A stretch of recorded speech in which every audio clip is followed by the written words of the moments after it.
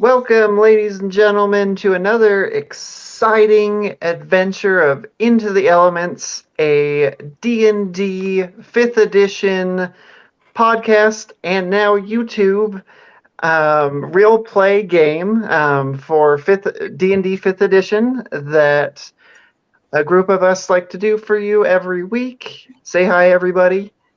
Hi, everybody. Unfortunately, we will not have Kit with us tonight, who plays Kel. So, Tuli, I hope you're okay playing Kel for us tonight as well, as you're glaring at me. Pulling that double duty.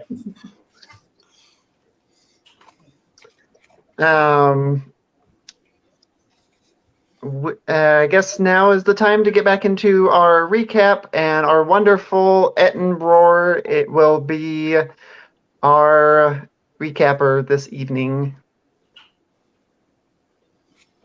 Well, last session we picked up in our newly discovered acquaintance his home, and he was very interested in our mirror that we acquired along the way. We all asked a bunch of questions, got a bunch of answers, decided to, after having a long discussion with Abe, he and I decided that it may be worth trying to make our way to Falar to talk to the Goliaths, after the discussion was brought up by Pal playing with a codpiece.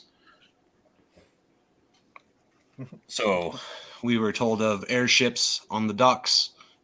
We went to the one that was recommended to us, the Moonrise, and talked to the captain, who seemed to ask a lot of questions about the money that was involved. So we decided to try to seek out other ferrymen, and nobody seemed very interested in taking us to Falafel. I mean, Pharrell. Falar. Still, you're right.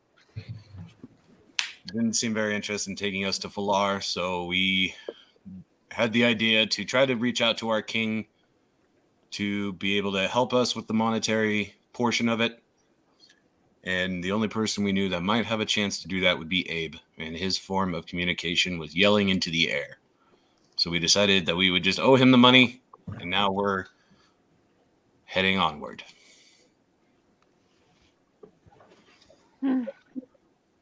Okay. Well, thank you, Ettenbroar, for that wonderful recap.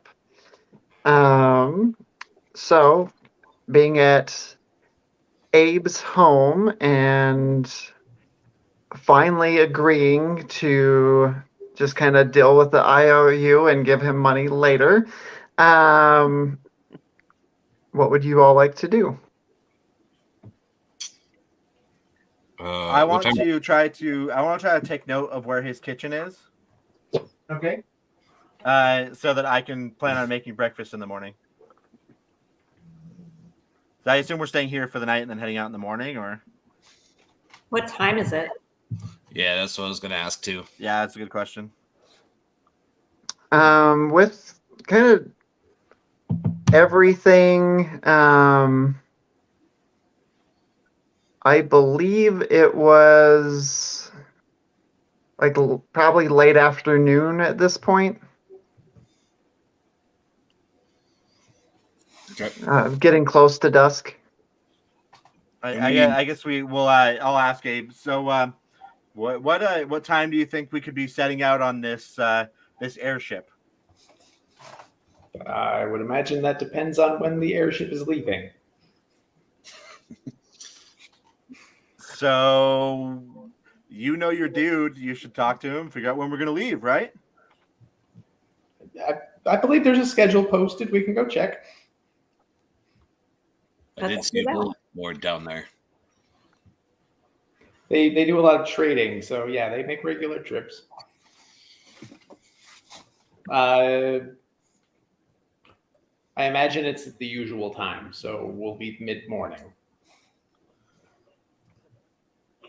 All right. Well, I guess we got to go back down and bug those dudes again about their schedule, huh? Pass. I don't suppose you know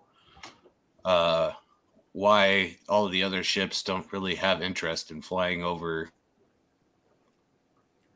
Over Goliaths and hobgoblins into an ancient ruined island that is steeped in mystery and danger? No idea. Yeah. Sounds like cowards to me.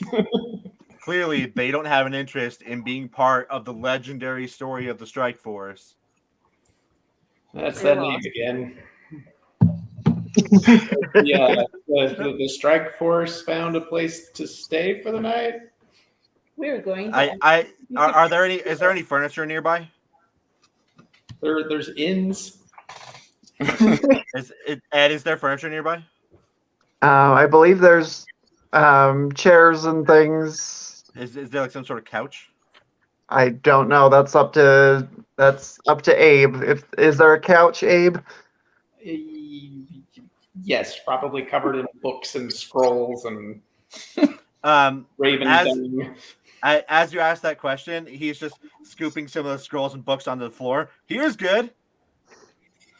I'm gonna go back where there's nice beds. No offense, Abe. I appreciate the fact that you're not inviting yourself to stay at my house. Seems in poor taste. Yeah. Just gotta glance over at Pal.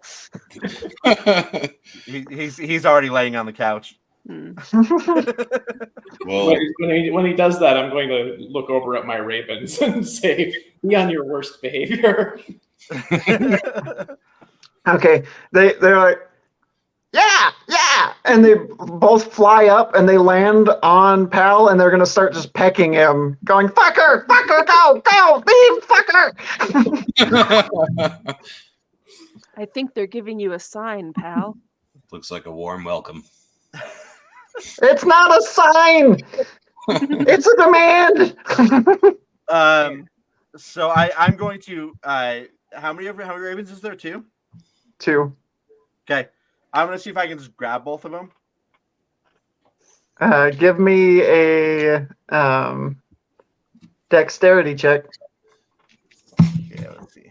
In the meantime, I'm going to start following Tule out the door and toward the inn. I'm probably watching this all go down. Dex not great. 6. Okay. They actually both got 19, so they just of course they did. go away. They're birds. Yeah. I'll send up and be like, dang, you could have just said we need to stay at an inn or something. Jeez.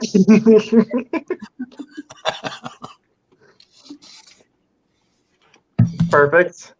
So you guys do remember the Cliff's respite, which you stayed at before. Before we walk out, though, I would ask Abe, so should we plan to meet you at the docks or back here? Let's meet at the docks. Okay. Mid-morning. Yes. See After you there. breakfast. I will I'm assuming you Yes, I will have what I need gathered. Do you need a hand? No. But I suggest you realize that there's no shops or anything that I'm aware of at our end destination, so you may want to stock up before you guys go. I don't believe we have much money between us, but we will do our best. Feeling like this was a wise investment on my part.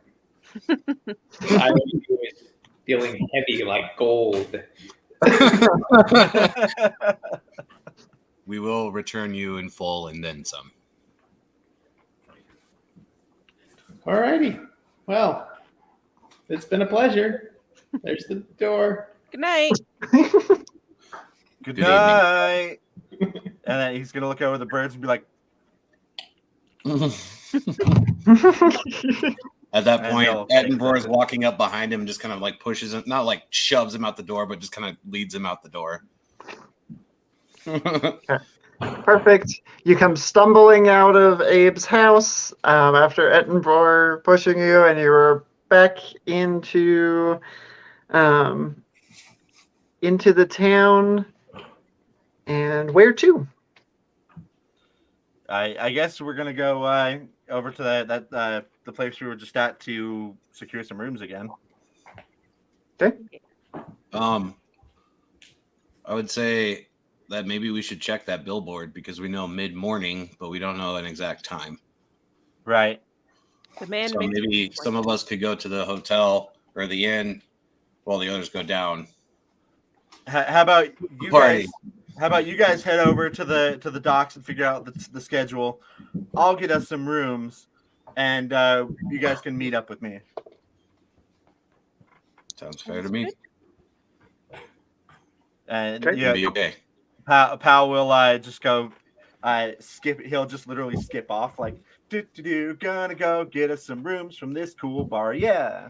He watches as this goes by, or as he skips away and says, "Are we sure we should send him by himself?" I'll go help. And I just like quickly run after him. Well, And now I've got a friend coming with me because she's super cool. Yeah. that leaves you, me, and Perfect. Kel, Sonora. Okay. So heading over, let's go to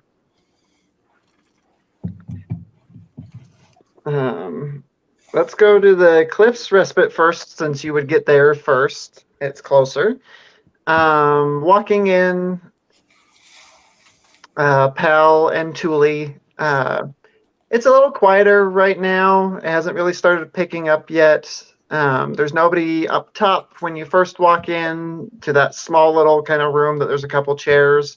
Heading down the stairs into the main hall, you see a familiar face, another Eric Kokra, owl-like one.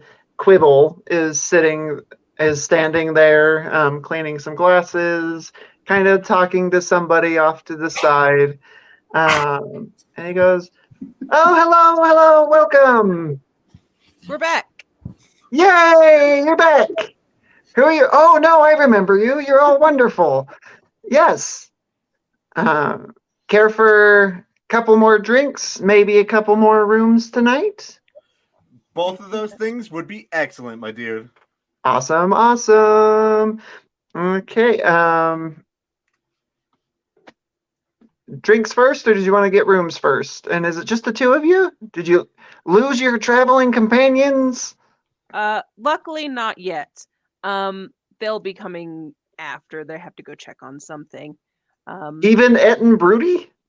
Even Ed and Broody. Perfect. He's fun to make fun of. Yeah, he'll be back. Yeah. More time to make fun of him. What was it? Let me remember. The Powder Puff Strip Force? Actually, I like that one. Pretty close, dude. Pretty close. It's the Powerpuff Strike Force. Force. Okay. I mean, I can see how you could get the Strip Force. I mean, like, we're all pretty attractive, but that's not quite what it is. Yeah, that seems inappropriate. Anyway. Inappropriate or amazing. How many rooms you getting tonight? I'm sorry, but now I'm thinking of just somebody stripping on the stage with full armor. It would take forever. How much per room? Fours are, depends on what kind of room you want. For the ones with the bathtub, it's 2 gold. For just your standard, most basic room, it is 5 silver. For a bigger, nicer room that doesn't have a tub, it's 1 gold. Let's you know what, we're about to go on a nice grand adventure. I'm gonna go ahead and pay for a nice room without a tub for everybody. Okay. So let's do 5 of those, sir. 5 rooms, big spender. Okay, awesome. Awesome. I don't know why he's doing that tonight, but he is.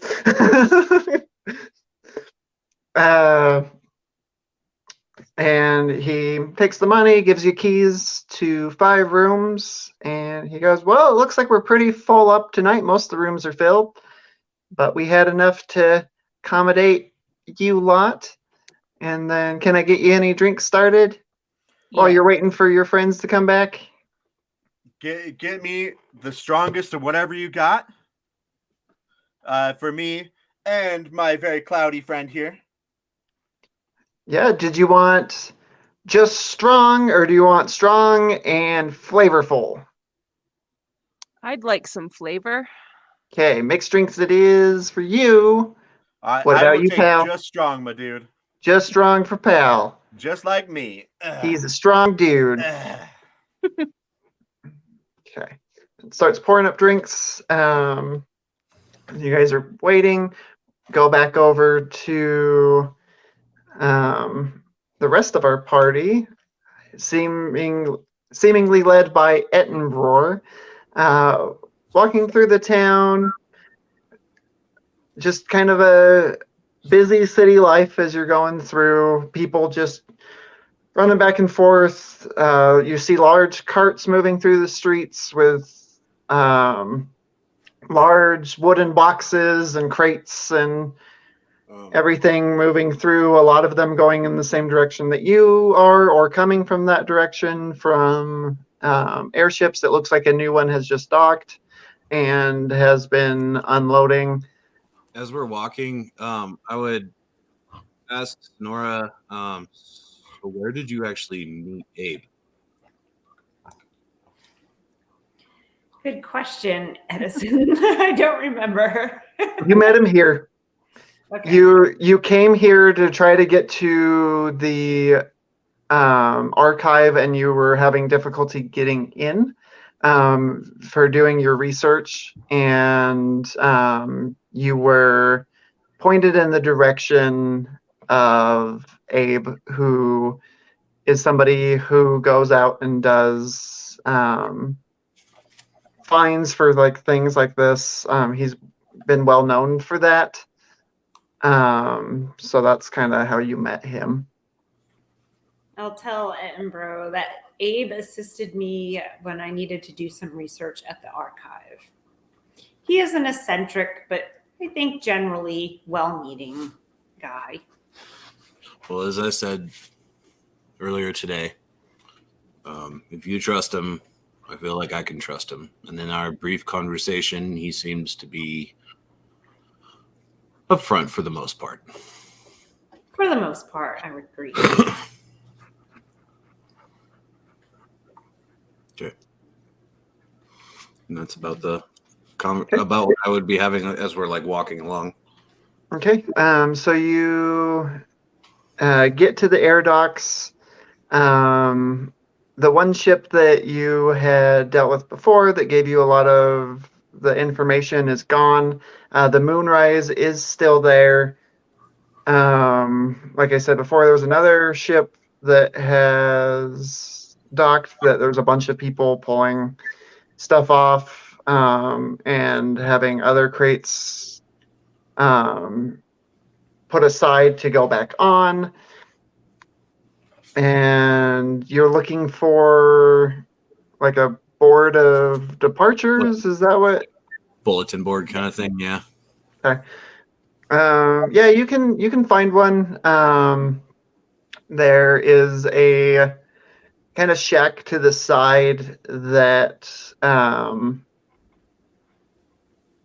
is kind of where people can purchase like passage on ships, which you guys didn't look for before. You just kind of went up to random ships and started talking to people. You make But it there- sound like that's not what we were supposed to do. That's what happens when you guys let me make decisions.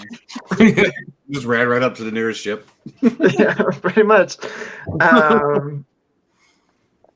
But yeah, it says like boarding and tickets and everything, and there is a board there that has a list of a few ships on there. You do see the moon's rise on there. You see one that's called the Cloud's Grace, the sun's departure. Like there's kind of a theme to these kind of ship names. Cliche. Um, and most of them seem like they have like departure times. The moonrise, it literally says next to it, says something like um, waiting for a destination. Okay. Well, Sonora, do you think we should try to talk to the captain again to be able to book? I think so. Cal, do you agree?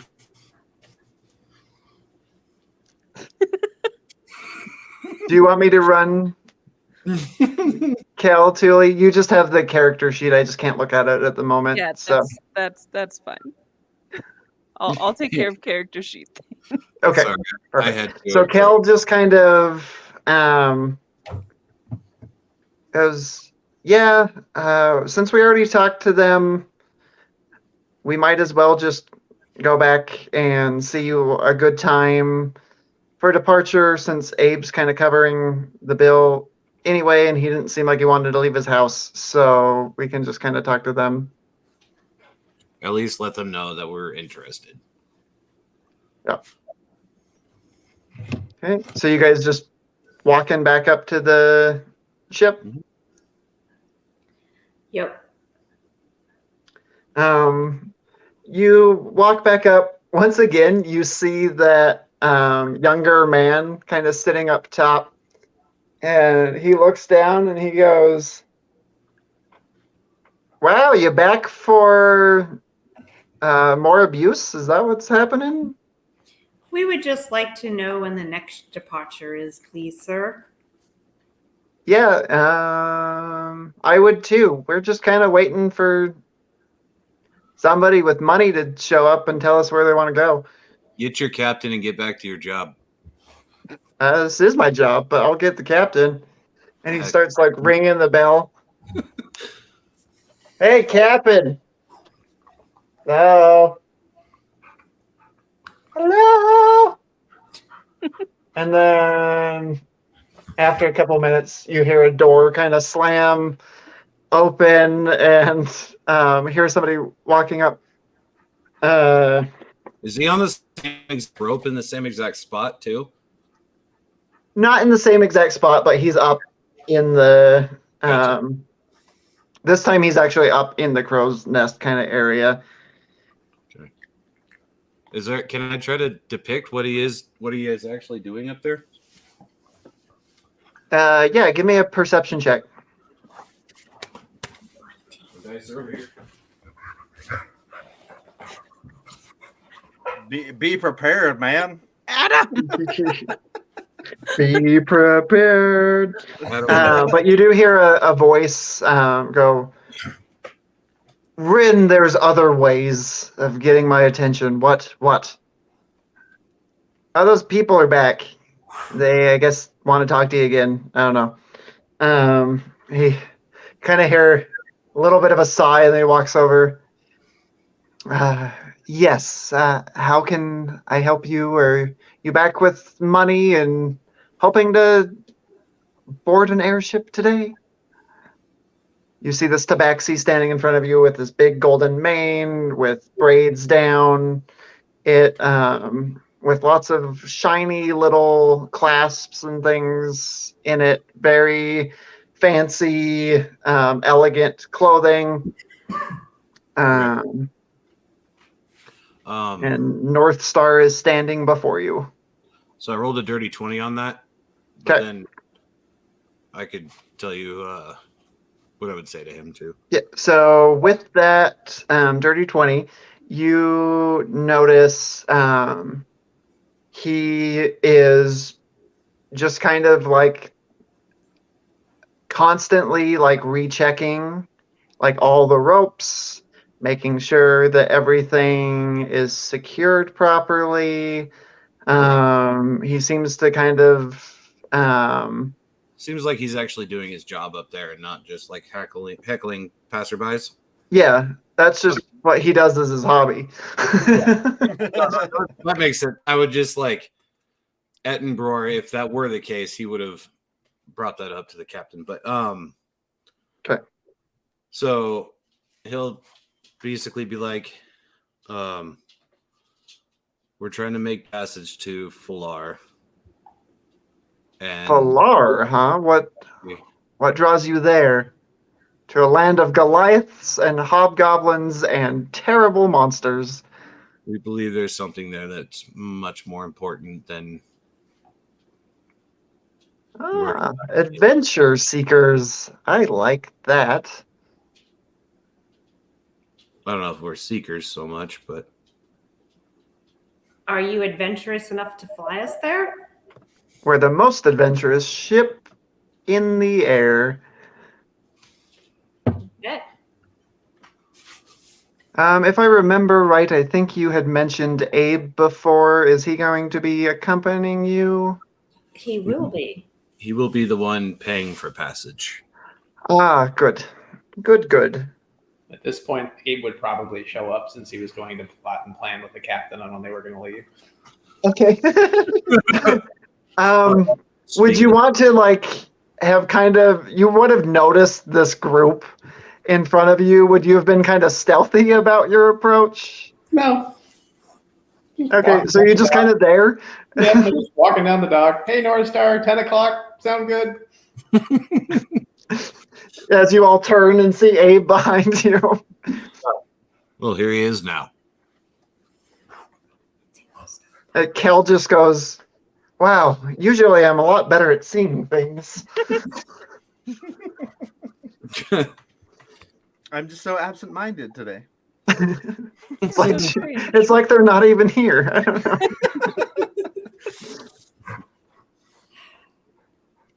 Okay, 10 a.m. sounds great, Abe.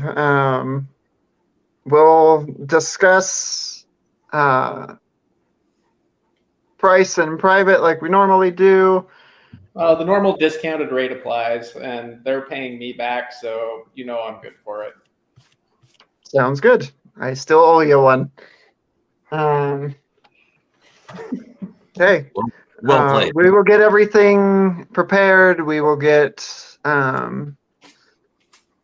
food for travel, all necessary supplies. Are you wanting us to stay, or are we coming back for you? I think that we need to go shopping for some supplies. No, I mean once we drop you off at your destination. That's what I was just about to ask the group, is how long do you plan on staying in? Well, how long do you suppose it takes to go through ruins?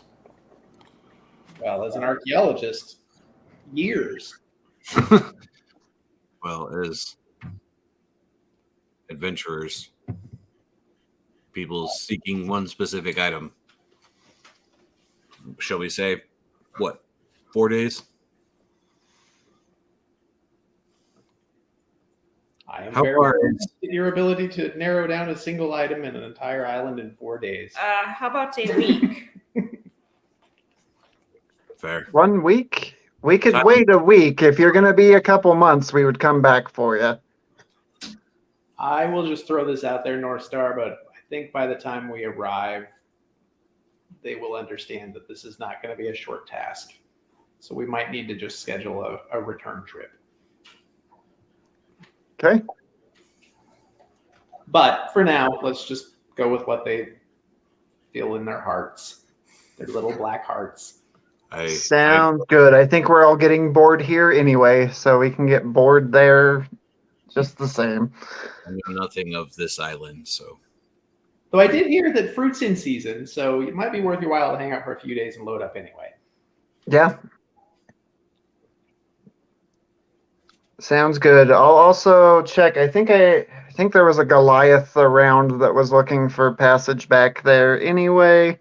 Are you okay if he books passage with you?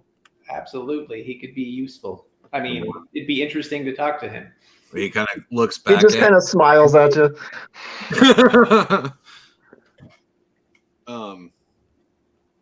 The more the merrier. Well, what I've learned about Goliaths is they're very astute observers and quite the conversationalists. He kind of looks at you. Insight check. It takes a quick, yep, give me an insight check. Gives a good look at Ettenbrough real quick and just gives you a quick smile when Ettenbrough isn't looking. I rolled a 7. So 11 total. Okay. Seems like he's had quite a few encounters with Goliaths, and they seem like good people. This is. You and I have had very different views of Goliaths. Perhaps you've just met the wrong Goliaths. Well, I can tell you one in particular is a royal asshole. Well, when royalty is concerned, that's generally accepted. He works for royalty. He's not quite royalty himself. Right. Okay. Well, we'll get everything ready. Rin, book passage, or get supplies, get everything ready. We're going to have quite a journey ahead. Make sure that the ballistas and nets are functioning, and just in case. And we will get this ready to go. So we will be ready tomorrow at 10 sharp. I don't like to leave late. One last question for you. Why is it that they're so afraid to fly over these lands? Like, I understand that there's a lot going on there. Is there anything that we're supposed to meet in the air on our way? Oh yeah, it's not the lands that's the problem. It's the well, the lands are their own set of problems, but usually we can just stay in Falar and it's fine. The seas especially are treacherous. There are very few actual seafaring ships that try to go there. There are issues with storms, big beasts, sea monsters.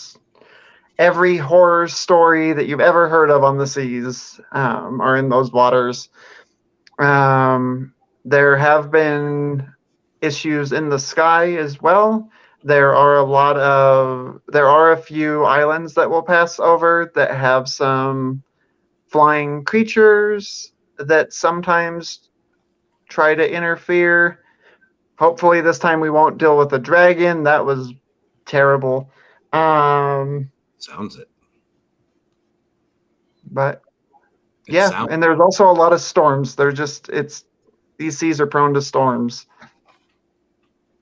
I don't know if it's magics or just the way it is. Not that it would deter, but it may help with preparations. What? I said not that it would deter, but it may help with preparations. Okay. So Abe, were you gonna stay there, or were you just letting him know and heading back, or? I had 2 reasons to go. One was to make sure the passage was booked. 2, I'm assuming North Star is part of my known accomplices, underground criminal people. I'm looking for someone to make a facsimile of a mirror. Okay.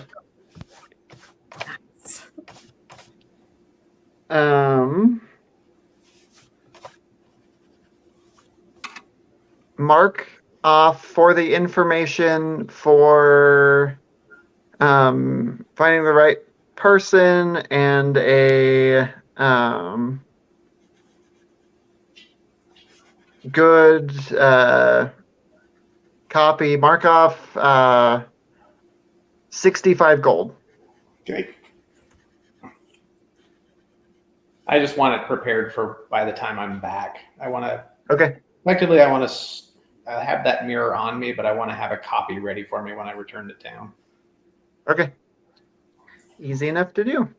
In fact, it could even be delivered to my home through the normal means. Okay. And then after that, I was going to go have a drink and make some coin, hopefully. The bar. Okay.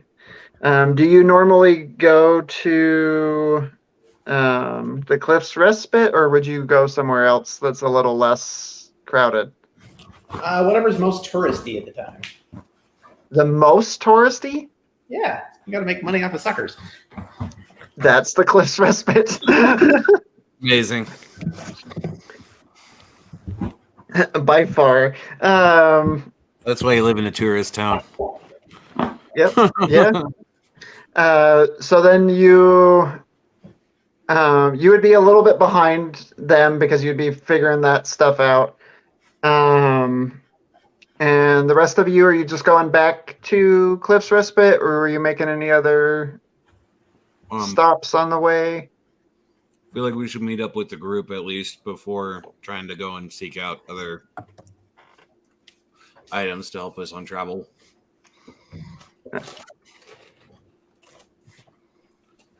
So Nora, Okay. So you head back to Cliffs Respite. Pal and Thule, at this point, you would have had time for a couple drinks if you would like. Would you be sitting at a table or sitting at the bar? Yeah, so during this time, I wanted to have a little bit of a conversation with Thule. So as we're drinking, I'm going to sit down and say, you're always so quiet. Like, I don't know that much about you. Tell me, who is Thule? That's a deep question. Specifics?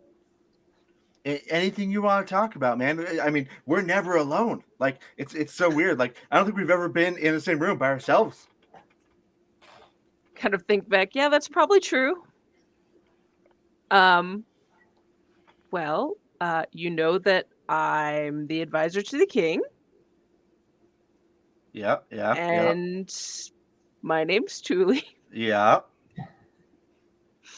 Like how did you meet your cool dragon? He was kind of a gift. A gift from who? He like puts his hands down on the table like this. He's really interested. From another king. Ooh, cheating on the king. Ooh. Yeah.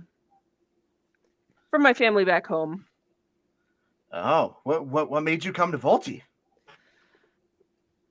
I was looking for a job.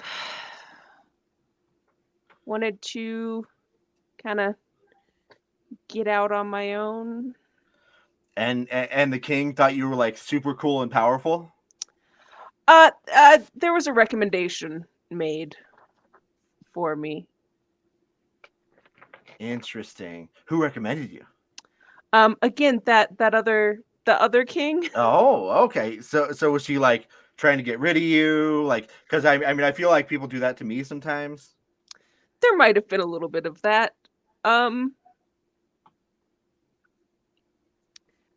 You know, long family history between my folks and him, and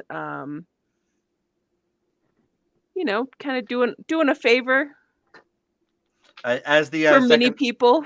As the second round, like we order a second round, I'm gonna raise my cup and say to Thule and her super cool hair. Hey. And we'll drink to that, and I'll just get to know Thule a little bit better until the other people arrive. Okay. And one thing while you guys were talking, I was double checking through my notes because last time there was a discussion about how you guys don't have any money. So there were a couple things at one point. At one point, you got 10 gems worth 10 gold pieces each, 78 gold pieces 81 silver, 33 copper pieces. And then more recently, when you were in the swamp, Kel and Pal found a skeletal body that had a bag of stuff in it. Mm-hmm. And that in it had 10 platinum pieces, 405 gold pieces, 136 silver pieces, and 20 gems worth 10 gold, and a silver candlestick that's probably worth about 20 gold. You're holding out So on you're us. saying that, yeah, they've been holding. No. So in true PAL fashion, not only do I not think I have that stuff, I have no idea that we even got it. Okay. So I would assume that that's something that Kel would have on their person. So, well, Kel was also doing the party fun, and I think Kel forgot. So somebody write that down. Okay. Make sure it is written down, and from now on, I will not go back and give you more gold. So make sure you write down any gold that you were given. 150 platinum. No. How much was it? 10 platinum. Okay. So you have a little bit more money than you guys thought you did. Okay. So if you needed to get supplies or anything, you do have some money for that. I just imagine this playing out in story as like Thule going, "Oh crap! I forgot we have all of this." Like you put it in the lamp and forgot about it. You went to pay for the drinks and you pull out a platinum piece instead on accident. Oh, yeah. Then Pal's just gonna be like, "Oh, we're gonna get a lot more drinks tonight." I like that way. You kind of pull out and where did that come from? Quibble is just kind of like, well, you don't need a platinum for that. I'll take it, but big spender, huh? We shouldn't tell Abe about this, and then we can still owe him money for a while, and then we can like pretend we don't have it, and we'll drag it on for a bit. That'd be really funny. I have learned being in debt is not great. It can be pretty fun to mess with him, though. The rest of you, other than Abe, because Abe's still behind, the rest of you come in and hear that little part about debt there as you're walking back in. I would have to agree with Thule. What are we talking about? As you like look over at me, I'm just gonna be like, Abe's not here though. oh yeah, good point. We have a lot more money than we thought we did. Yeah. How much more? A bit. A bit. Well, see, Kel and I, we found a body when we were out in the swamp, and it had like a lot more stuff on it than I remembered having. And then Julie put it in her lamp, and then she forgot about it. But yeah, we have money. Probably enough to not be in debt, actually. Oh? Yeah.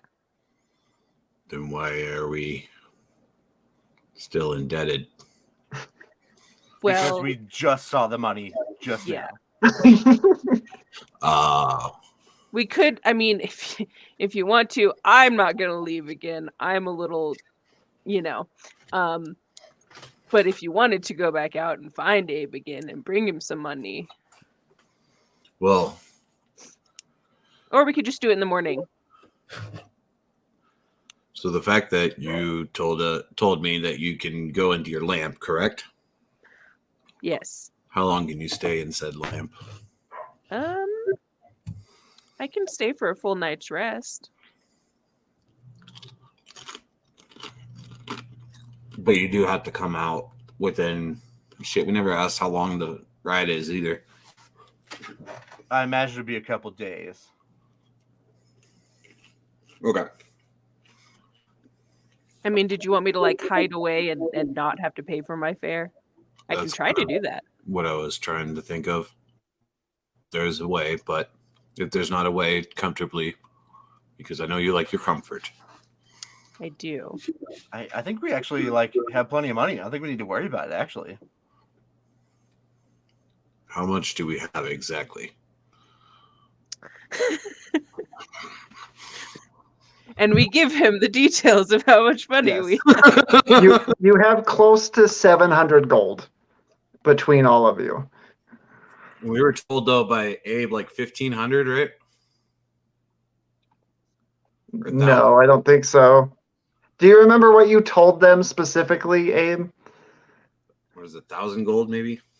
I said it was 120 gold per person for the airship.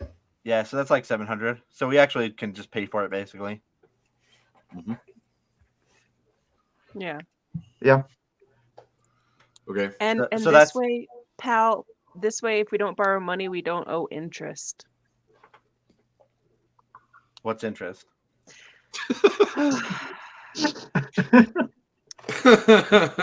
Not anything fun. So I don't know if you know this about me, but like my family's pretty freaking rich, and so I've never had to worry about like loans or how any of that works. So I just don't know.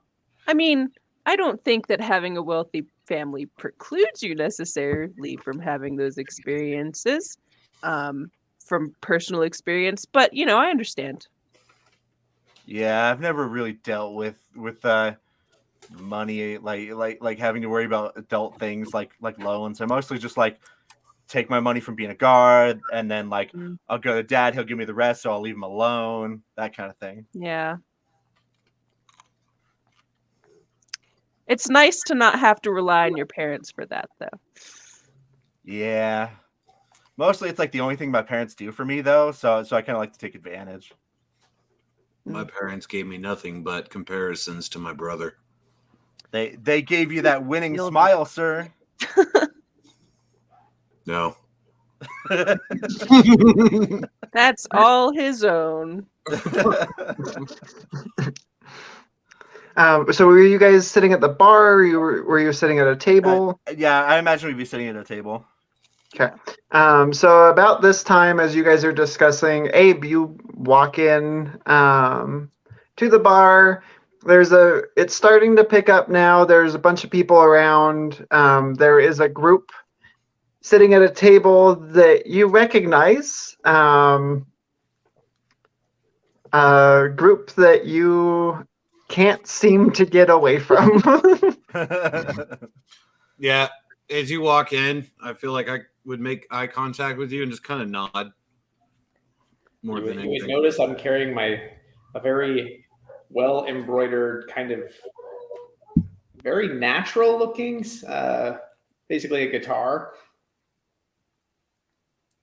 And when I walk in, I'll kind of nod at them. First, I'll nod at the bartender because I'm sure we have some sort of an arrangement. Yep. Is He there- really likes music, so he just gets all like kind of happy, and he starts kind of humming to himself as he's pouring drinks for people as you come in. Okay. Is there any other entertainment tonight? Not at the moment, no. Okay. And there is a stage off to the side that you can set up at if you would like. Okay. Well, I'll go get an ale and a couple of candles out of my bag, and I'll go get my ale and my candles lit and pull up a wooden chair and tune my guitar for now, my Saturn. Okay, yeah, he slides you your usual drink, And I'll give him free a of gold charge. I'm giving him 2 gold pieces. That will help him make sure that people tip me and to pay for the space. Okay. Okay. So he starts kind of, you notice like he has a routine for this. He starts adding a little more liquor to all the drinks to kind of loosen people's pocket. books a little more. And yeah, he gets you going. You start setting up to play a nice melody. Yeah, I'm just gonna be set up for now. They can continue what they're doing. Can I go talk to I want to go talk to the bartender again. Okay. I want to set a couple let's set 2 gold pieces on the table, and then I would be like, can I just go mess around in your kitchen? Give me a persuasion check. So 19. I'm sorry. 19? 19. He kind of looks you up and down, notices your pans on the side and how they're actually fairly well taken care of, and you have them like sealed, like the cooking, like so they're not getting like banged up and dirty and everything. And he goes, "You looking to cook?" Dude, I can make some excellent pastries for like everybody here. Are you looking for a profit from him, or just Nah, man, making pastries? It's just been a minute. I mean, I like a good pastry. Dude, I guarantee you'll have the best pastry you've had in like forever. Are you okay using your own pans? I prefer it. These bad boys right here probably cost more than all of the equipment in your kitchen combined. Okay. Don't mess up, like clean up after yourself. Don't mess up my kitchen. We got a deal. You will not be disappointed, my dude. Okay. Trusting you. Trusting you, pal. And I'll pay for any ingredients I use. Okay, deal. And then I am going to go into his kitchen and start cooking up some. Let's do strawberry. What kind of fruits could I maybe find here? I guess would be the question. In that kitchen. So one thing you in notice, the kitchen. there are kind of more like tropical like fruits here. Okay. Not a lot of like berries, strawberries, that kind of stuff. It's more like mangoes, different things. Like, would there be like a sort of whatever this world's equivalent of like a pineapple would be? Yeah, you can find that kind of stuff. There's also lots of like, you can tell he likes to cook with nuts. There are a lot of nuts in the kitchen. Is there like coconut?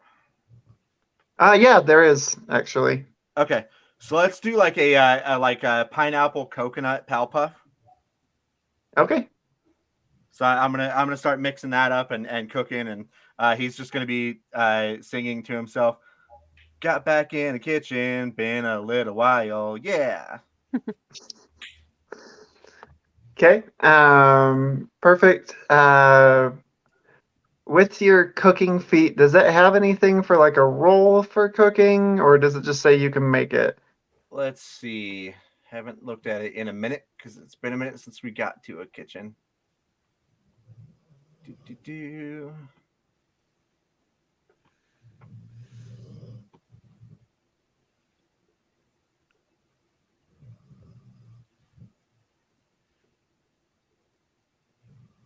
It just says you can prepare food that gains temporary hit points. Okay. So I can do like a performance check or. Yeah, give me a performance check to see how like appetizing they look, because that is part of cooking. Is it could be delicious but look terrible, or vice versa, really. So, and it has been a while. I do get He's just completely forgotten how to cook. No, 11 plus my performance would be 17. 17. Mm-hmm. You've made prettier ones, that's for sure.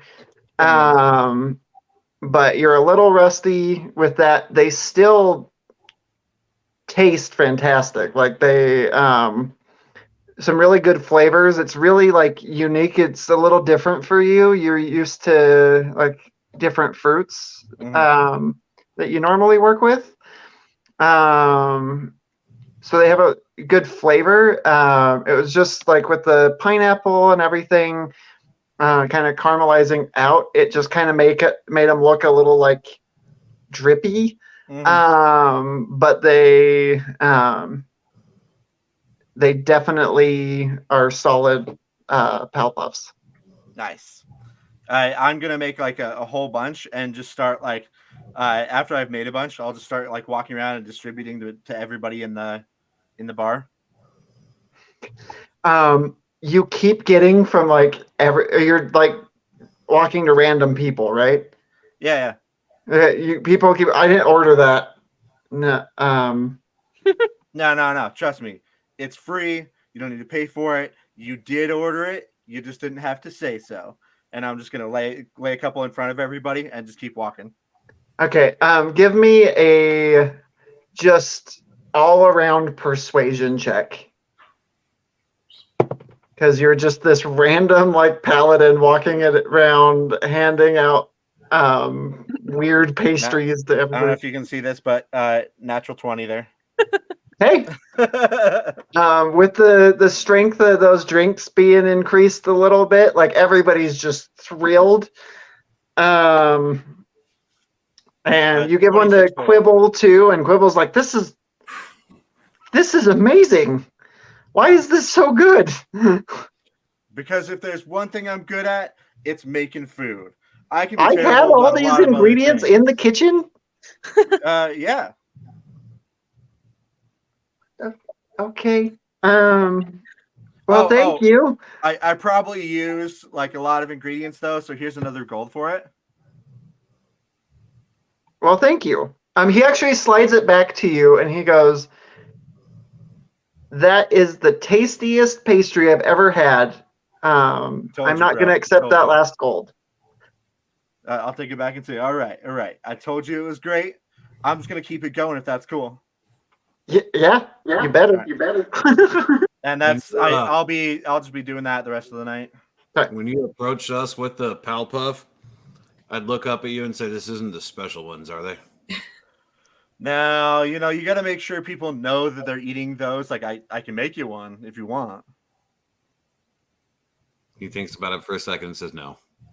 All right. You let me know. It's just not really fair to give that to people that they don't know what they're eating. So I don't do that for just general. Yeah, you wouldn't want to slip drugs into something that someone's ingesting. I do believe I without their recall Cal telling me about an instance where that happened. Yeah. Being inebriated on accident is pretty not chill. Adam wouldn't know anything about that at all. With D&D, everybody. And I'll just go right back to it. Somewhere far away, a goblin feels an itchy ear. Yeah. Okay. Do you give one to Abe as well? I'll offer it to him, yeah. So Pal comes up with this pastry and offers it to you. I will thank him, and then I will start playing my rendition of ice cream truck music while he wanders around. he'll just set it next to you, like he'll just grab a plate or something and set it next to you, and then just go, "Whenever you're ready, man, you're gonna do great. I assume you're gonna rock this at whatever you're doing, and I look forward to hearing it, man. You do you. Good job." Thanks. Bardic inspiration too. Yeah, I actually can give him a bardic inspiration, and I will do that actually. Okay, perfect. So you get a D6 of bardic inspiration to go with your performance. Alrighty. To go with the bardic inspiration stack? I don't know. If they're from different people. Okay. Yeah. So I can only give one. I would rule it. So I would rule it that you can use one at a time on a roll. Yeah. So you can use both, but you could give yourself bardic inspiration as well as me giving you one, because I'm not giving it to the same person, I would assume. Yeah, you I don't know if you can normally give bardic inspiration to yourself. Actually, Can you? I don't believe so. I feel like think you there's have to give it to someone subclass else. or a level that you can do that. Yeah. It's a future problem, but yeah, something you should probably look into before it comes up. Yeah. Yeah. So bardic inspiration I'll does say double check other than that. yourself. So. Yeah. Because Okay. there's going to be multiple people in the group, and you've got effectively 2 bards, which is rare. But if somebody It is rare. That's what I was just thinking. Like, I don't think I've ever played a campaign where there were 2 bards before. So. Yeah, well, also my specialty and my bard, like if you fail the roll that you have it, you keep the die. So Nice, very cool. That's dope. Well, that's helpful then. Very. So very commonplace that there might be somebody with 2 bardic inspiration die. Nice. Maybe I'll go bard too, and then we could have 3. All bards. Yep. Only bards. I don't think I'll take any Non-violent more. approach to D&D. I don't think I'll take any more levels in it. I just did it because I was already singing all the time anyway. So. But I mean, if everyone did go bard, it would definitely probably turn into the strip force. There's still opportunity there. That's what you're saying. There's still opportunity for growth, you know. Yeah. All right. Wow, let's put some music, dude. Okay. What kind of music are you doing there? Or until he's done. I mean, it's still mingling on. I'm waiting for people to get liquored up. So I'm just kind of playing very gentle. Like while he's walking around, I'm definitely going to play something a little more salesman-y, like some sort of minstrelly, like buy stuff tune. Probably no singing involved. Just some pleasant like shopping music for now. Okay. I'll add. Give me a performance check. I'll go ahead and add to my. I'll go ahead and add to my like handing everybody pal puffs. Make sure you tip your entertainment tonight.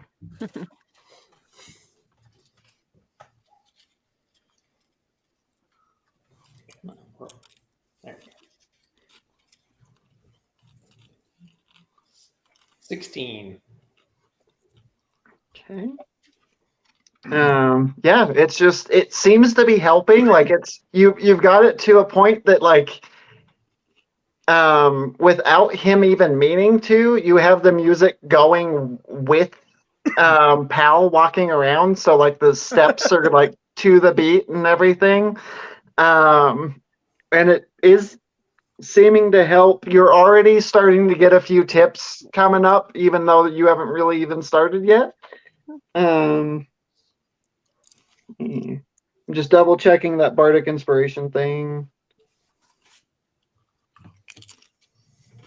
Yeah, it specifically says other than yourself. Yeah. Within 60 feet, unless your subclass says otherwise, I think. Yeah.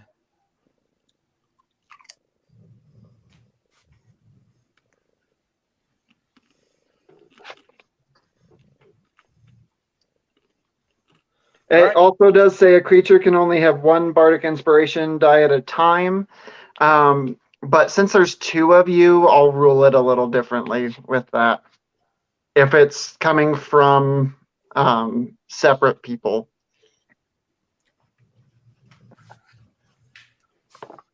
Yeah, that would make more sense to me anyway. And just you probably wouldn't be able to use the same 2 in the same check. Yeah.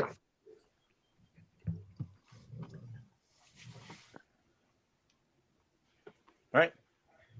Anybody else want to do anything while we're pumping up the crowd to make some money? No, I'm probably just sitting there having a drink. Okay. I also want to make sure that the drinks just keep coming to the group. Okay. Am I missing him spending all this money? Give me a perception check.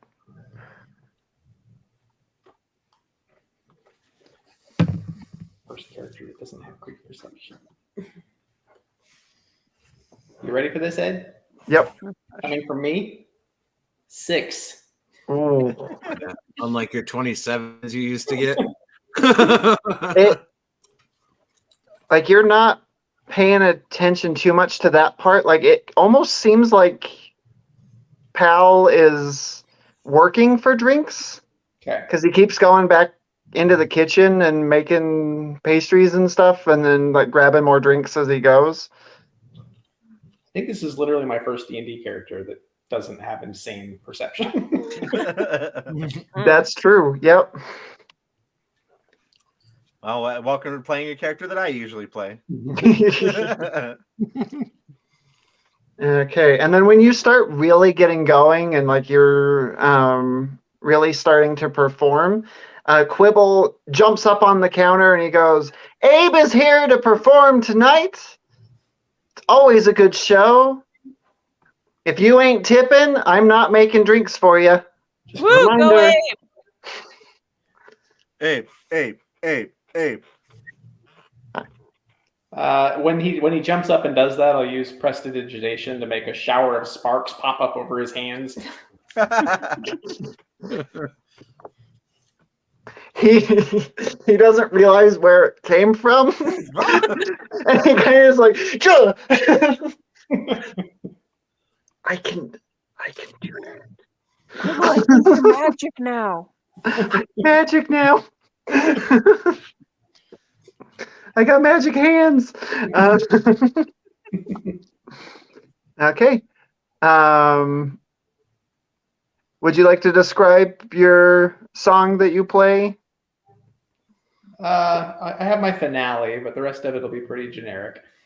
My normal. I have one special song for the night, but Okay, perfect. So for purposes of this, any other conversations? Are you guys just kind of drinking and listening to Abe play? Yeah, Yep. I'm kind of just hanging out at the table, not really talking much or anything. I'm going to take note of how much everyone is drinking and so that I know how much I have to mix up for remedies in the morning. Perfect. I'm drinking a lot. When you're out drinking, always make sure you have a traveling apothecary with you. I will mix up, once I get back to my room, I'll mix up something for each of us. Awesome. when I take my like mid-evening break, I want to come over and kind of check on the table, but I'm going to be especially interested in Sonora because after kind of being around her a little bit, I've been very curious about the acoustics of that shell and if she has any musical ability, because sometimes having a partner that, for show would be fun. Just lay belly down and let me play on your shell. Okay. So you're trying to just like. I kind of want to knock on her shell and see what it's like. I'm just picturing a marimba on her back. So give me for this to see if Sonora has a chance to react before you do it. Give me a sleight of hand. Sleight of hand. Ooh, dirty 20. Okay. What's your passive perception there, Sonora? Yeah. Good question. Um, 13. 13? Yeah. So Abe walks up, starts talking to all of you, and then all of a sudden, out of nowhere, there's just like a like kind of a hollow, like dum dum, on your back.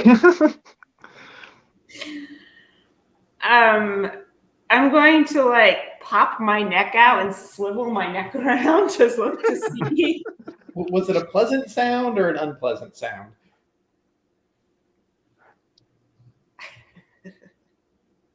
It was pleasant. It wasn't like it was built for music, but it does have a good tone to it. Okay. When she swivels her head around, I'm going to kind of smile at her and say, hold on. And then I want to knock at a different angle and see if I get like a different sound. It is a little different. You can do a whole series of those really fast. And get like a. You just want to get like a whole idea of sound. Like, Yeah, is it like, it's kind of like a doo doo doo doo doo doo doo doo doo doo. I'm gonna start singing Rick Astley.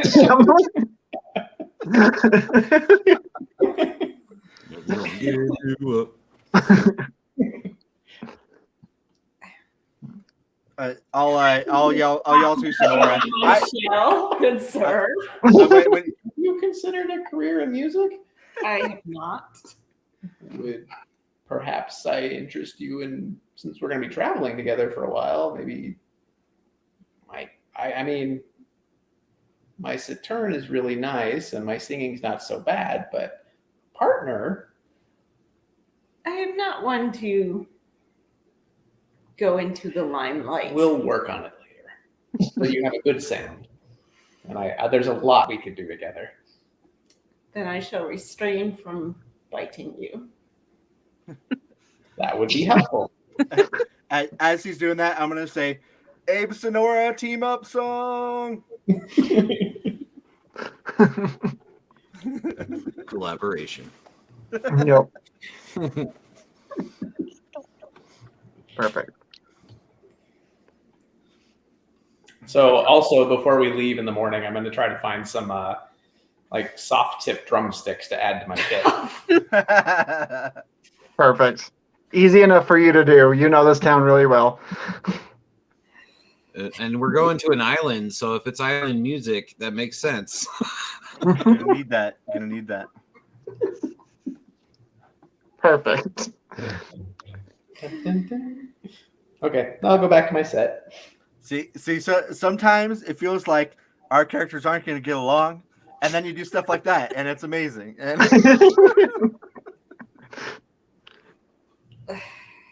It's a beautiful friendship in the future. Nora is just kind of leaning over the bar, face palming at the moment. She's like, Never gonna give you up. Never gonna let you down. Never gonna mess you around. And hurt you. You got it. I'm just picturing Sonora actually saying that as she's just sitting there and he's playing. Okay. I will make sure. I will make sure just during the night to make us a batch of the special Pal Puffs to take with us to the island. Yeah. Live it up a little bit. Oh yes, that's when I would have eaten it during the break. So I find it delicious. Yeah, it's really good. You even feel like it's sweet, and part of the pastry itself is kind of savory, but it actually is really filling, and you actually feel really good after eating it. After experiencing that, I will speak to Pal and say, maybe I should have let you sleep on my couch. This is delicious. Good job. Right. People are always like, dude, you're weird. I don't know if I want you around. But then, like, I cook for them, and they're like, dude, I don't care about anything else. This is amazing. Are you trying to say that Pal is always just used for food? You make your own assumptions, man.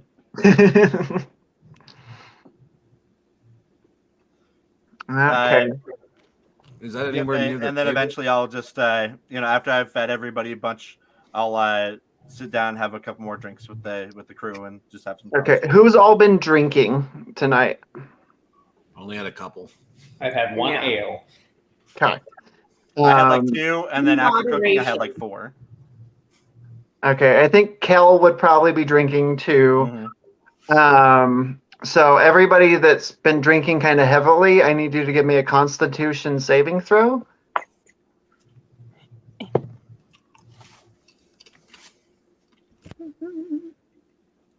I can handle my liquor, man. I'm on a roll tonight. That would be a nat 20 with a total 22. You're fine. You're just partying, having a good time.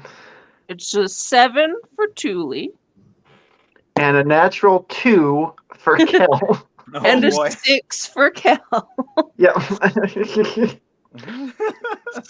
It was a So- natural 4.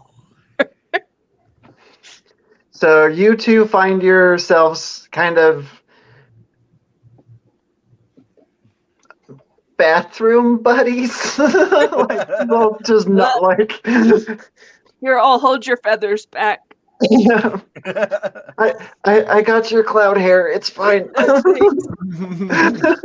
Oh, never again. Never again. Maybe again. Probably again. Yeah, says everyone who's ever gotten sick while Yep. drinking ever. Yep. Never again. Yeah, they just kind of disappear for a while. Not feeling great. It's getting to the end of your performance there, Abe. What's your big song? Okay. Well, I'm going to use minor illusion and put in like a nice mellow like harp sound behind me. Okay. And I'll start out playing a very slow melody that'll eventually rise in tempo.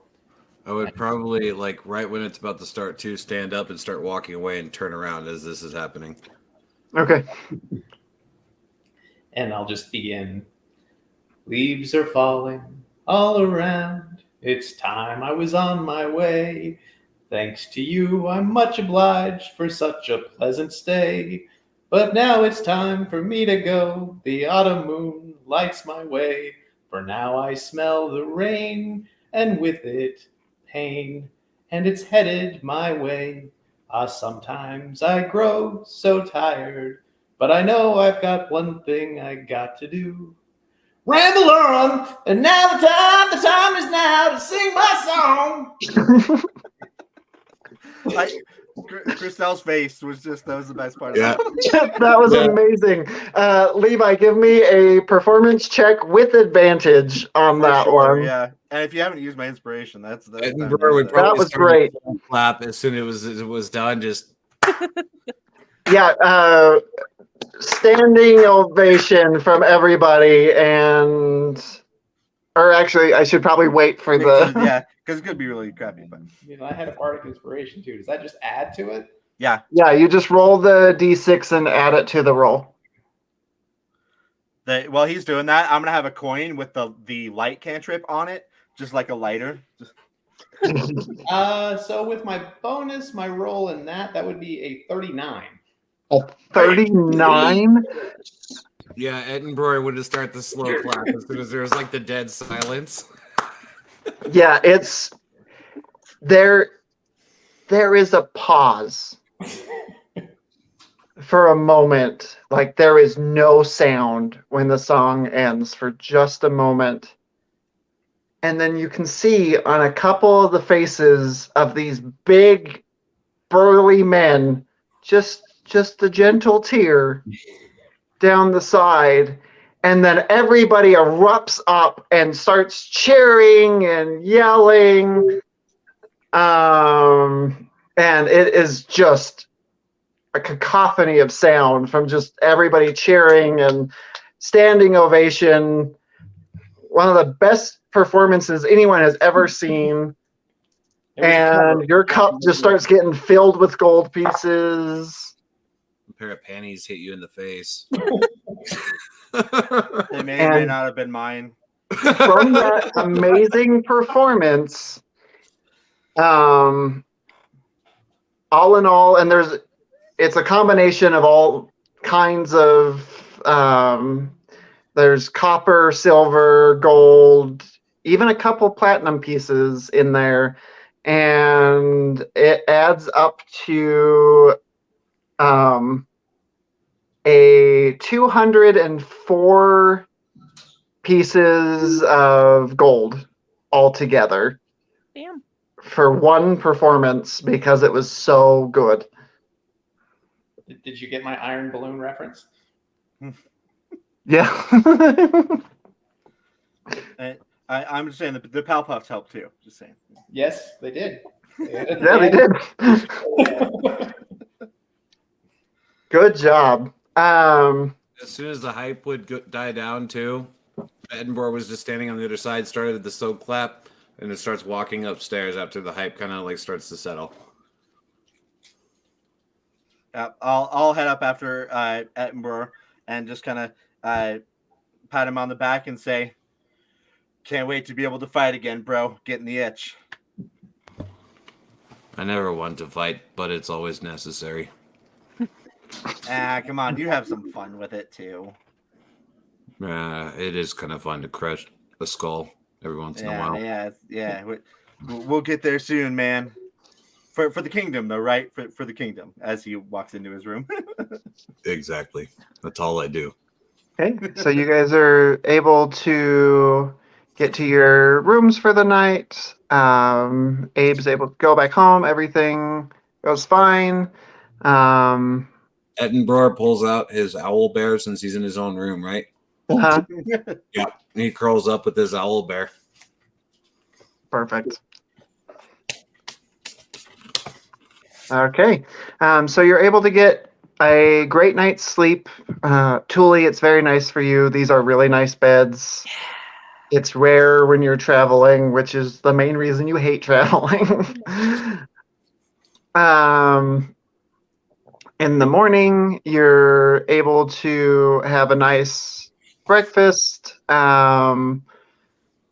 Swivel and his crew are very good at breakfast. They specialize in it. So, and Pal, since you did all those pastries the night before, they don't charge you for breakfast. It's on the house today. Do they make eggs? Yeah. Is it eggs? They're very good eggs. They're any way you want them. Well, I mean, is it because he's... Never mind. Because he's an owl. You got a point. That's fair. But as we discussed before, they're not owl eggs. They're definitely not owl or Aarakocra eggs, but they are chicken eggs. And as Cal pointed out before, birds do eat other birds. So True. And eggs. Yeah. At breakfast, I'm going to write down the recipe for the Pal Puffs that I made. Gasp. And then I'm going to take it over to the bartender, and I'm going to say, I want to give you the recipe for what I made last night, but they have to go on your menu as Pal Puffs, and I get 10% of the revenue next time I come back. Give me a persuasion check. Not as good this time. 13. 13. It wasn't a super high DC, so don't worry. He kind of looks at you for a minute.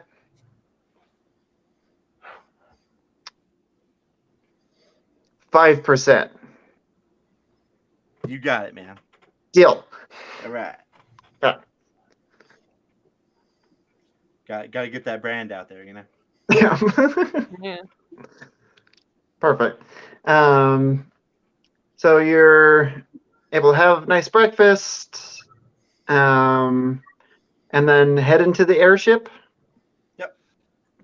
See, eventually our team name will make more sense because we're the Strike Force sponsored by Pal Puffs. See how that works? There you go. After every I fight, need this to fight clarify brought you by something, Ed. My app actually rolled my bonus in there a second time, so it was actually only a 36. Not a Oh, That makes So more much sense, different. but still, that's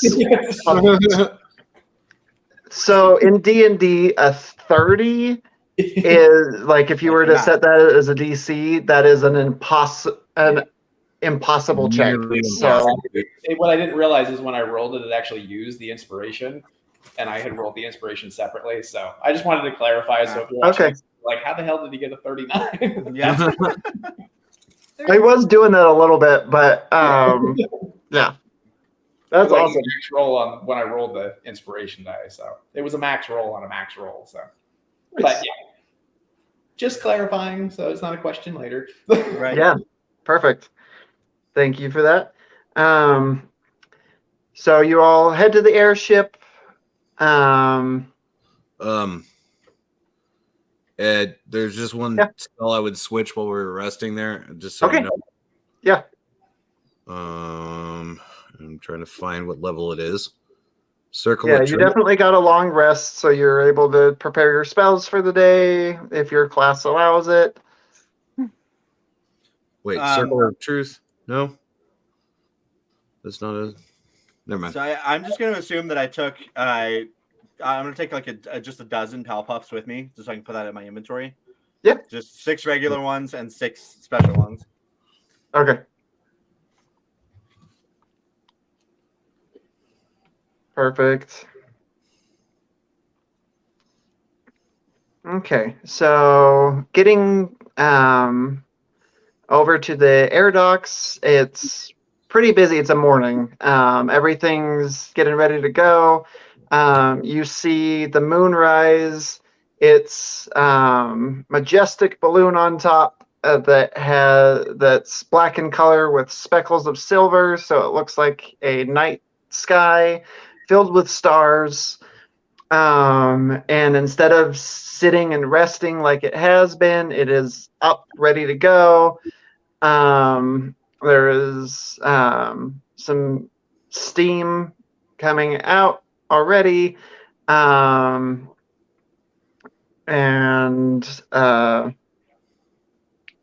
Rin, the figure you've seen a couple times, is actually up on the balloon, like making sure all of the ropes and everything, like everything's perfect and ready. And he goes, "Hey, you're back. I'm gonna be nice this time. I was told I have to. Hi."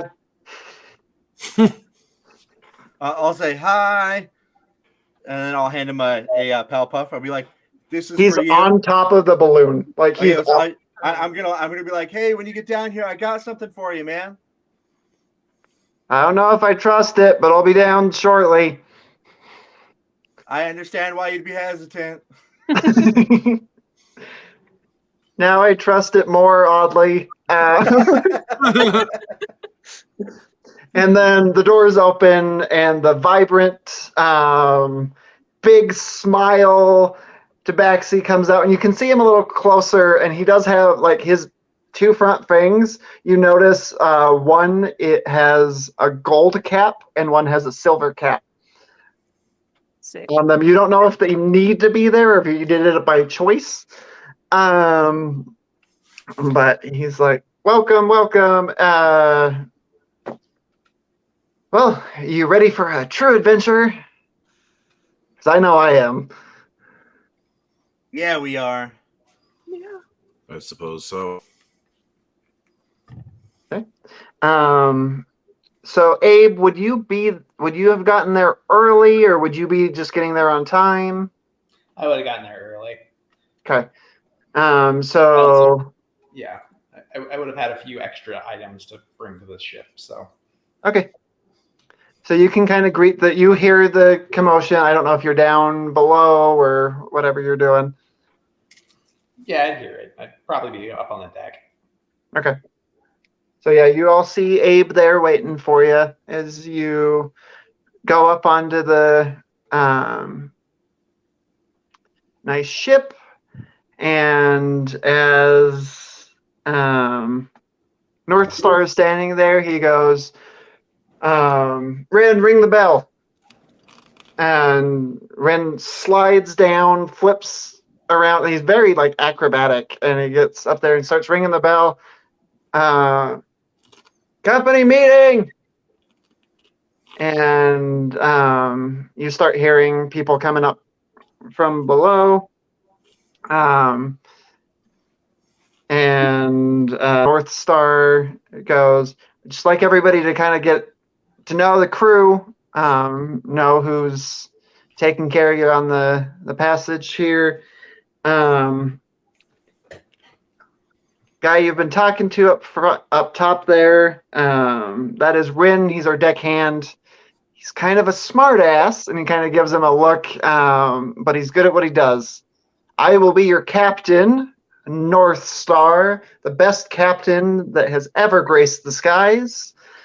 You see a human woman walk up with dark skin. She has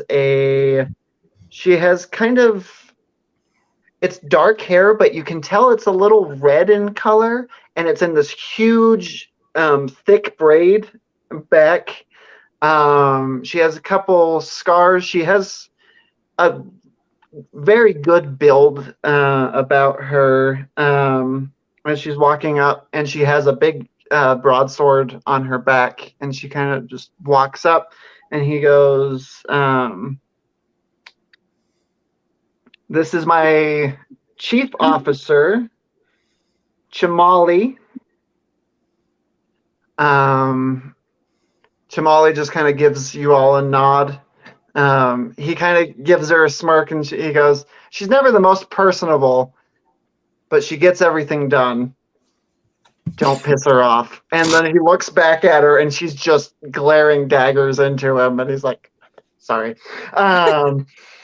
And then you also see a coming up from below, you see a hat first. There is a tall chef's hat coming up, and then followed under it is a halfling man, and kind of plump in the middle. He's wearing a apron, and he has like flour on his cheek and everything, clean shaven. You can't really see his hair under the hat, like it comes down a little bit short. And he kind of walks up smiling, happy to walk up, and he goes, our North Star says, this is our chef for the crew. Cook is always very important on a voyage. This is Cade Copperkettle. He is a master at what he does, probably the best chef I know. And he's, oh, Captain, you're so kind. Thank you. I'm so happy to always be on these voyages. It's so much fun. Every time. And they kind of just like look down the stairs like everybody, and there's just a pause. And North Star goes, he yells down below, and he goes, Brun, now. And then you hear like a grumble and a slam and everything from below. And then you hear like stomping footsteps coming up. And there is a dwarvish man that comes up. And he goes, what? We're introducing the crew to the people that we are taking on this voyage. I'm Brune Cinderstone. I am the engineer on this ship. I keep it running, keep it moving. That all, Captain? And he goes, where's Ridges? You know Ridges hates people more than I do. He's probably scare the rest of them anyway. Okay, fair enough.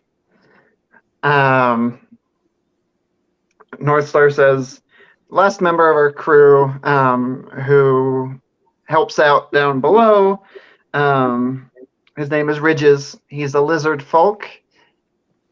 Doesn't do well at communicating, can come off really scary. If you run into him, don't be startled. He means well. Would you say his personality has a lot of ridges? Yeah, that's why he has the name. I knew that. That's what I said. It's very clever. It's very clever. Mm-hmm. Thanks. It's very insightful. Yeah. But anyway, welcome to Welcome to the Moon's Rise, everyone, and it's time to go. And bells start going. The crew goes over. Rin and Jamali start pulling up the plank that you walked up on. As we're taking off, I'd be standing there with the group, be like, we never did go shopping. No, you didn't. Nope. As we're like taking off into the Yep.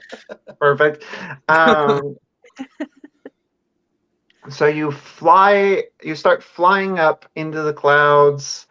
You can see the light from the tower circling around, and you start losing focus of it as you go up into the sky above the clouds. It's absolutely beautiful. Kel takes off and starts flying around with the ship, just kind of in awe of everything. It's breathtaking up here, especially for anybody who's never been on an airship before. It's quite an amazing thing. The crew is running around doing their jobs, making sure everything's running smoothly. You can see there's a window in the ship up top that you can kind of see, like if you're at certain angles on the ship, where North Star is standing at the helm, and he's just, anytime you see him at the helm, he always has a big grin on his face. He seems to love what he does. I'd probably be pretty interested in what he's doing, since I know land vehicles. The fact that this is an air vehicle would be kind of intriguing to Edinburgh. Okay.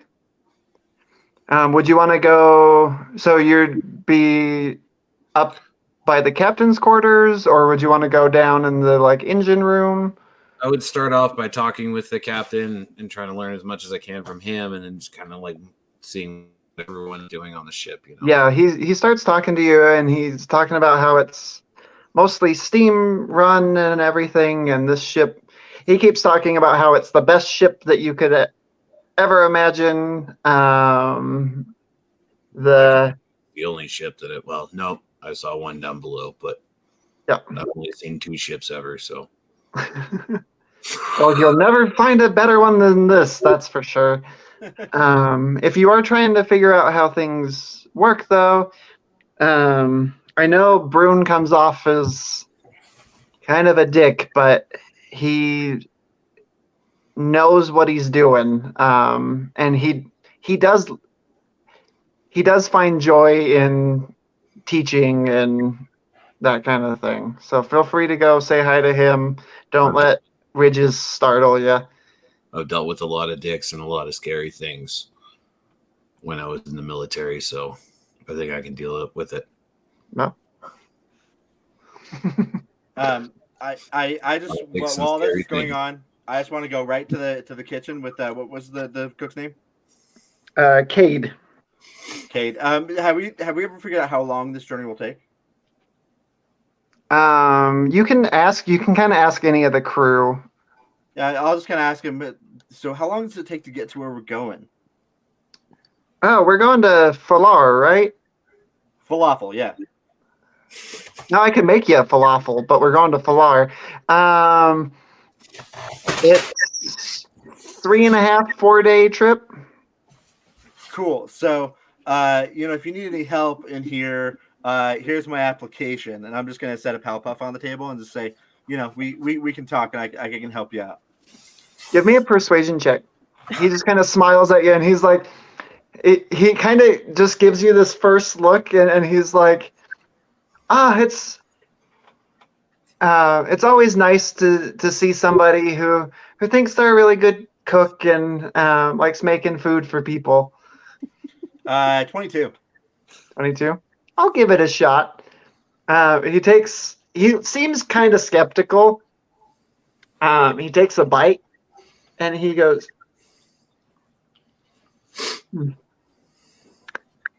"You made this?" Yeah. I was kind of drunk too. What do you call this? Oh, that's a Pal Puff. My name's Pal. Huh.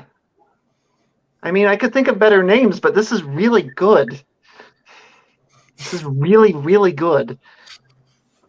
And I'm here to help you. You're the head chef. You tell me what to do. I'll make stuff. Let's make some magic for these people while we're here, right? Okay, I think we can do this. I don't usually like other people in my kitchen, so just know that. But we'll see what you can do because this is quite good. What race did you say he was? He's a halfling. So I imagine his kitchen is pretty small. No, it's a normal sized kitchen. Okay. He has a lot of stools around that that he can like slide around. Yeah. Because I was gonna say, like, I'm not gonna fit in this thing, am I? No, it's a standard. It's a massive kitchen because it's this ship, if it needs to, can carry a lot of people. Cool. So it's a big kitchen. So basically, for the next 4 days, unless he tells me otherwise, I'm just gonna be creating like different possible recipes and kind of messing around with stuff. Okay. Okay. What is everybody else doing on the ship? I'm just enjoying the heights and being in the air. Okay, so you're just on the deck up top? Awesome. Is it sunny up on the deck? Because we're in the air. Yeah, it is. It's very sunny, actually. You're up above the clouds. I'm going to sunbathe and relive my desert days. Perfect. No. You're not going to bang on my shell.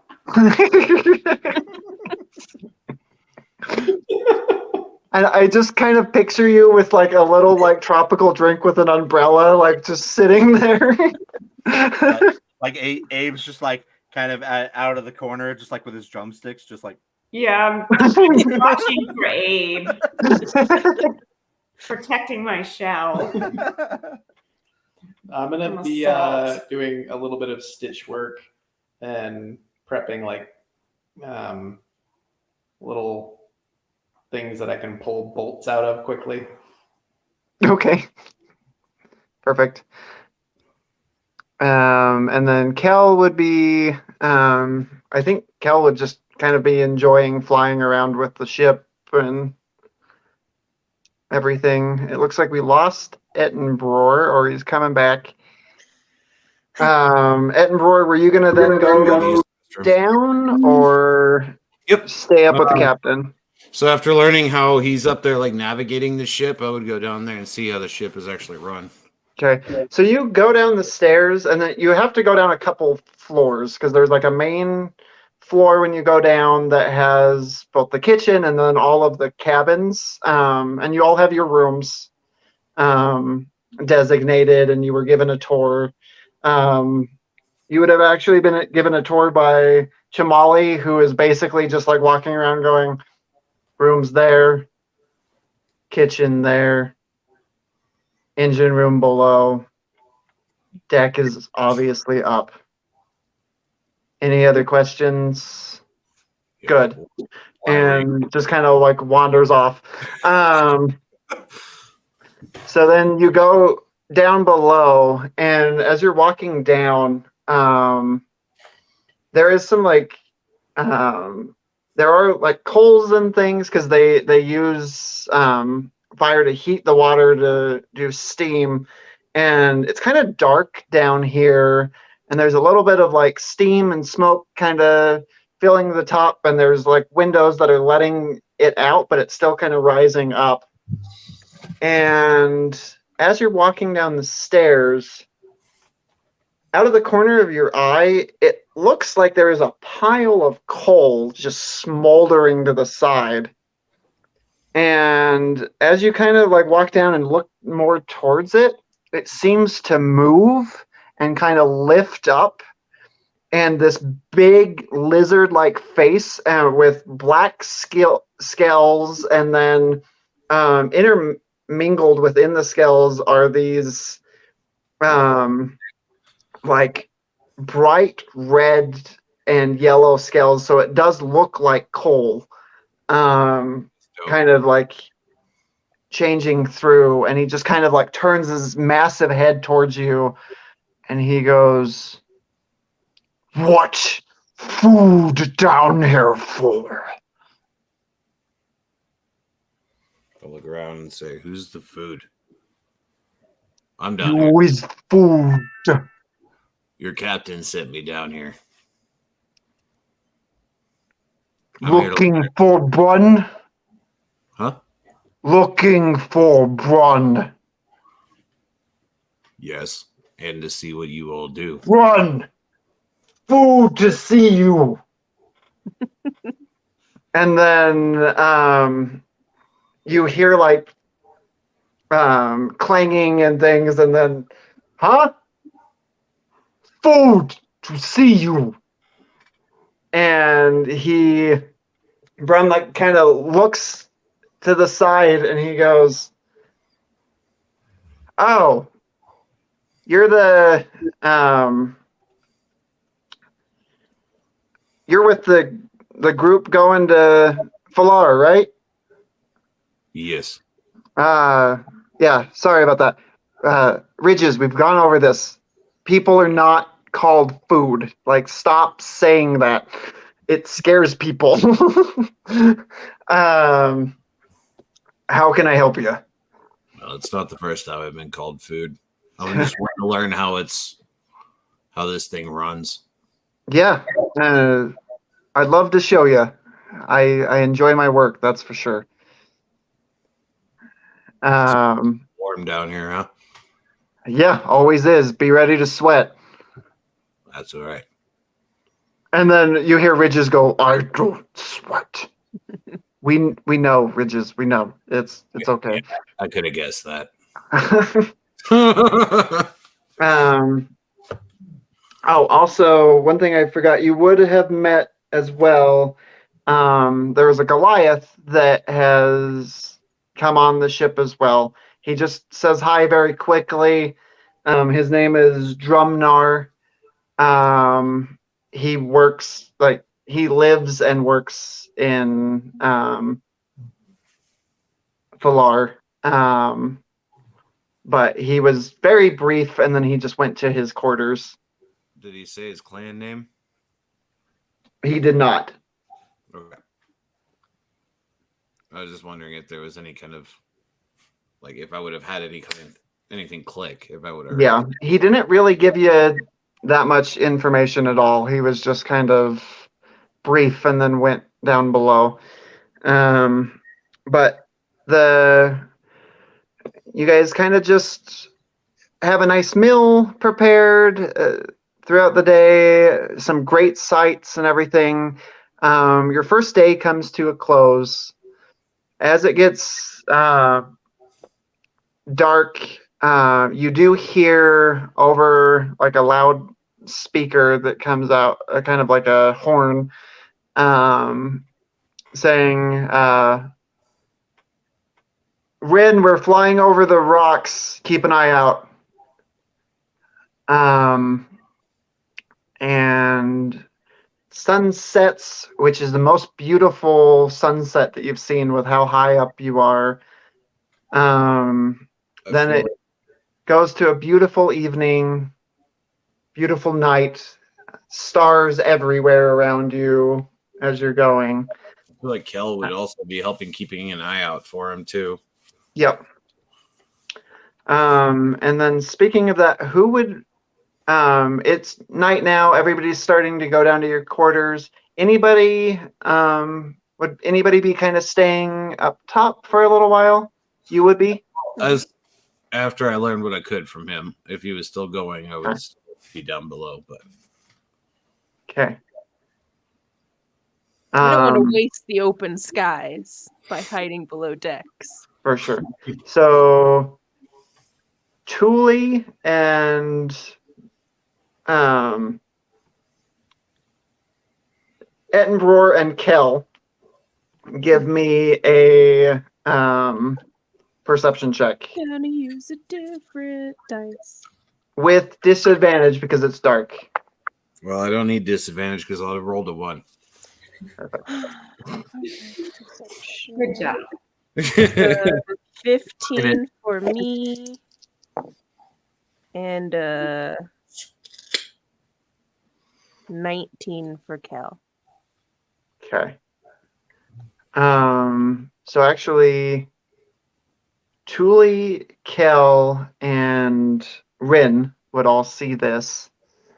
As you're kind of looking around, you start going through some cloud coverage, and then you see some movement, and you hear some flapping of wings. And you look around for a bird, but then you see like up to the side a little bit, a very large bird-like figure up front, kind of flapping around, and then you hear Rin go shit, shit, shit, shit, shit, and you then hear like a lovely, I can't sing for the life of me, but you hear a lovely melody start singing out, and then you hear another one to the side. So I need Rin, Thule, Ettenbroar, and Kel to give me a wisdom saving throw. Regular. What do you mean? No disadvantage. No. It's a 15. 15? 10 for Thule. 10 for Thule? And a natural 20, so 23 for Cal. Sorry. You're welcome. Okay. So, sorry, Edinburgh, what did you say yours was? 15. 15? So, Rin and Thule get entranced by this song. Thule, you have to go to this. Like, it's calling you. It's the most beautiful thing you've ever heard. And you start walking to the edge of the deck of the ship. And we'll pick up there next time on Cool. Into the Elements. Cool, sick, cool. Ooh. Well, good thing you're an air elemental of sorts, right? Yeah. Yeah, definitely. Good thing. You'll be just fine, right? No need to worry. Yeah, I mean, I might not die. Falling. Ed, will you draw up where we are on the top of the ship for next time too? Yeah, we can get that all set up and everything. And thank you all out there for joining us, having some fun. Finally getting out of that town and on to the next adventure on Into the Elements. I hope you had as much fun as we did. And Jeremy, take it away. All right, guys. Thank you so much for joining us on Into the Elements. If you'd like to check out more of our content, you can look up the Nerdy Niche on Facebook, Twitter, or Instagram, and we can reply to you as soon as we can. And we'd love to hear from you guys. We are getting the YouTube channel up and running as we speak. This video will be up along with any future content that we make for Into the Elements or the Nerdy Niche. And you can also check us out anywhere podcasts can be found. So until next time, thank you for joining us, guys, and keep it nerdy out there. Okay. Good job, guys. Are you guys gonna be doing Nerdy Niche on video too? Yeah. We are. Cool. Bye, Levi. Bye, Christelle. Get some sleep. Bye. Bye, guys. Thanks for playing. I hope you had fun. Thank you. Which is that Rusty? That's Finn. Oh, it's Finn? That's a cute foot. Oh, there he is. He's like, I'm